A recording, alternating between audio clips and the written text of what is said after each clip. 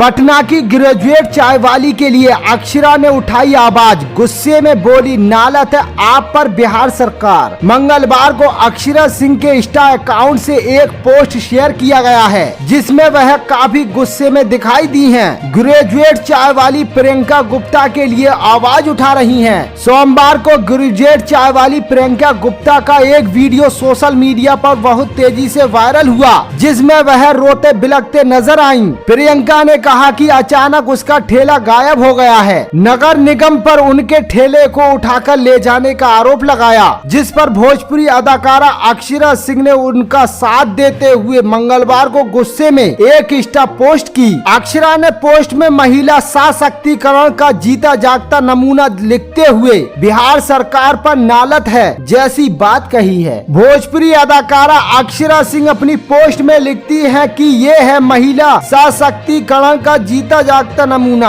एक लड़की समाज की झूठी बिंड बनाव को तोड़कर खुद से कुछ करने का साहस जुटाती है तो सरकारी बाबू से लेकर प्रशासन और समाज के ठेकेदार से मीडिया कर्मी तक सब मूर्ख दर्शन बने रहते हैं, उसे प्रताड़ित करते हैं जब तक कि वो लड़की वैश्या न बन जाए। तुम्हारी हिम्मत तब कहाँ होती है जब राजशाही में बैठे लोग तुम्हारे पल पल की धज्जियां उड़ाते हैं। अक्षरा सिंह ने आगे लिखा कि मौन रहो, तुम सब चुप रहो, क्योंकि तुम सब भी एक लड़की के सामाजिक ढांचे और ध्वस्त करने में उसके कातिल हो। तुम्हें चाहिए सिर्फ मसाला में लाला। ये रहा सरकार का महिला सशक्तिकरण का नमूना। कहीं जगह देकर बसा नहीं सकते, पल पल में लड़की को उजाड़ देते हैं। नालत है आप लोगों पर बिहार सरकार। बता दें कि ग्रेजुएट चाय वाली प्रियंका गुप्ता ने अपने चाय के ठेले से जमकर सुर्खियां बटोरी थी। उन्होंने पहले पटना बेमेस कॉलेज पर स्टॉल लगाया था। इस दौरान स्टॉल पर चाय पीने अक्षरा सिंह भी पहुंची थी। उनको आगे बढ़ने का आशीर्वाद भी दिया था।